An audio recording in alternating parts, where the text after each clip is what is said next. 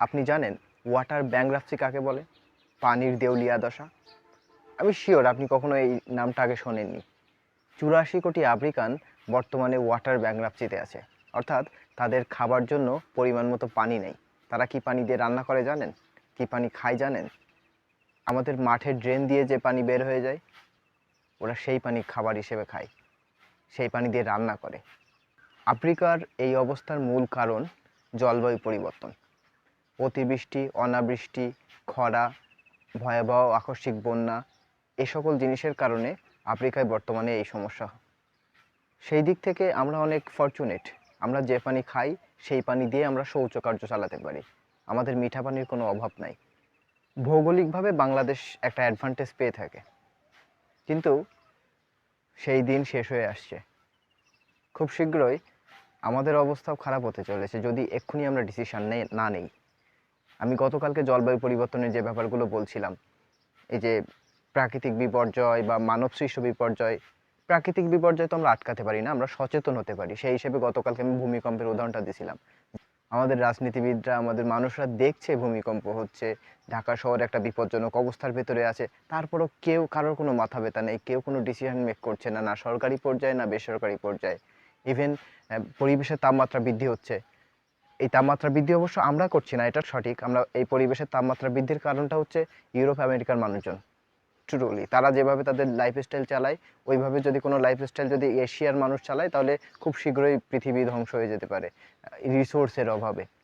So এভাবেই তো আসলে মানুষ মরে যেতে পারে না, তাই না? আমাদেরকে জাস্ট সময় মতো একটা ডিসিশন নিতে হবে যেন আমরা সঠিক দিকে শিফট করতে পারি। ধরেন আমরা এখন জীবাশ্ম জ্বালানি ইউজ করছি, আমাদেরকে রিনিউয়েবল এনার্জির দিকে যেতে হবে, ক্লিন এনার্জির দিকে যেতে হবে, সাস্টেনেবল লিভিং বেছে নিতে হবে।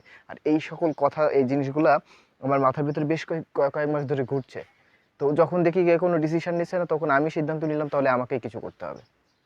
এবং আমি একটা সিদ্ধান্ত নিয়েছি, আমি 1,00,000 মানুষকে পরিবেশ এবং সাস্টেনেবল লিভিং সম্পর্কে সচেতন করতে চাই। That's my vision. এবং এটা সফল করার জন্য আগামী জুন মাসের 5 তারিখ, 2026 সালের জুন মাসের 5 তারিখ কমপক্ষে 500 জন মানুষ নিয়ে আমি একটা হাফ ম্যারাথনের আয়োজন করতে চাই। কি মনে হয় আমি কি পারবো? দেখা যাক। বেস্ট কেস সিনারিওতে কি হতে পারে? বেস্ট কেস সিনারিওতে হতে পারে এটা যে আমি যেটা চাইছি সেটা আমি অ্যাচিভ করে ফেলেছি। আর ওর্স্ট কেস সিনারিওতে কি হতে পারে? ওর্স্ট কেস সিনারিওতে হতে পারে যে আমি পারি নাই। যদি আমি নাও পারি এবং আমি যদি ওটার জন্য চেষ্টা করে যাই, তাহলে হয়তো আমি হাফ ম্যারাথন মানে 21 কিলো, 21.1 কিলোমিটার, দেখা যাচ্ছে আমি 21 কিলো পারলাম না, আমি 20 কিলো অ্যাচিভ করে ফেললাম। বা আমি 15-18 কিলো, 21 কিলো অ্যাচিভ করা কোনো ব্যাপার না যদিও। দেখা যাচ্ছে এটা হতে পারে ওর্স্ট কেস সিনারিওতে কেউ আসলে আমার আমার আমার এই আমার কথার সাথে একমত না। কেউ চায় না যে পরিবেশের কোনো চেঞ্জ আসুক, মানুষের ভিতরে সচেতনতা বৃদ্ধি পাক, শুধু আমি এটা নিয়ে কনসার্ন। তো ওর্স্ট কেস সিনারিওতে এটা হতে পারে যে কেউ আমার সাথে দৌড়াচ্ছে না, আমি একাই দৌড়াচ্ছি। তবে তাই হোক, আগামী জুন মাসের 5 তারিখ 2026 একটা হাফ ম্যারাথনের আয়োজন করতে যাচ্ছি। আর এই হাফ ম্যারাথনের নাম দিয়েছি আমি গ্রিন আর্মি হাফ ম্যারাথন 2026। এবং এই হাফ ম্যারাথনের ট্যাগলাইন হচ্ছে রান ফর ফ্রেশ এয়ার।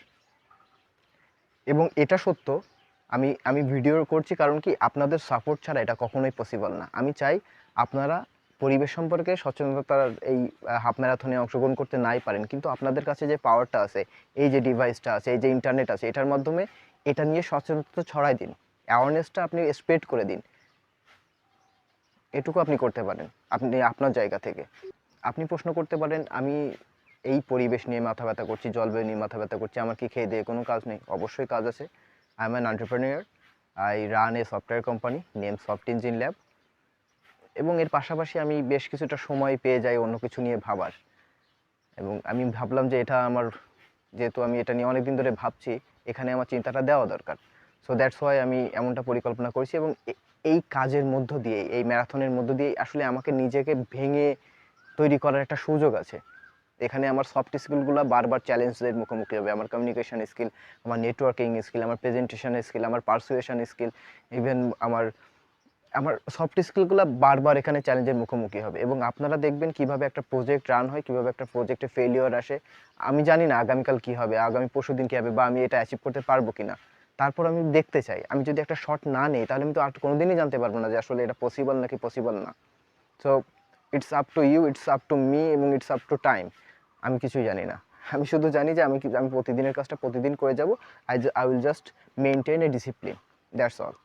আর আমার প্রেজেন্টেশন ভালো না হতে পারে, কারণ I am not an AI, I am an human, and for being a human I have the right to make mistake. In this age of AI, আমি একটা কথা আপনাকে বলে রাখি, এইমাত্র মাথায় আসলো, in this age of AI imperfectness is luxurious. AI কিন্তু সব কিছু পারফেক্টলি করতে পারে, একমাত্র ইমপারফেক্ট হওয়াই আপনার মানুষ হিসেবে পরিচয় আপনার in this age of AI. যাই হোক, আমার প্রেজেন্টেশন ভালো নাও হতে পারে, কিন্তু আমার স্টেটমেন্টটা তো বোল্ড এবং ক্লিয়ার। আপনারা আমার সাথে জুড়ে থাকুন, দেখুন আমি কতদূর যেতে পারি বা কোথায় ফেল করি। আমরা প্রতিদিন শিখব। আর আগামীকালের ভিডিওতে আমি আলোচনা করব আমার এই প্রজেক্টটা কমপ্লিট করার জন্য, সাকসেসফুলি কমপ্লিট করার জন্য কী কী স্ট্র্যাটেজি আমি গ্রহণ করছি, আমার সামনে কী কী অবস্ট্যাকলস আছে, আমার সামনে কী কী চ্যালেঞ্জ আছে, আমি কী কী স্ট্র্যাটেজি অবলম্বন করছি সেই অবস্ট্যাকলস এবং চ্যালেঞ্জগুলোকে ওভারকাম করার জন্য। আগামীকালের ভিডিওতে আমি সেটা আলোচনা করব। যদি আপনি আমার এই হাফ ম্যারাথন মানে আছে 21 কিলো একটা দৌড়, ঠিক আছে, আপনি যদি অংশগ্রহণ করতে চান তাহলে কমেন্টে জানান। আমি খুব শীঘ্রই একটা ডক ফাইল তৈরি করব এবং ফেসবুকের একটা ইভেন্ট খুলে আমি ডেসক্রিপশনে দিয়ে দেব। যদি কেউ ইচ্ছুক থাকেন, আমি জানি আমি যদি মানুষকে রিচ করতে পারি, কেউ না কেউ আসবে যে আমার মতোই চিন্তা করে। আমি সেই মানুষগুলোকে খুঁজছি যারা আমার মতো চিন্তা করে এবং যারা একটা চেঞ্জ আনতে চায়। দেখা হচ্ছে আগামীকালের ভিডিওতে। আজকের ভিডিও এ পর্যন্তই।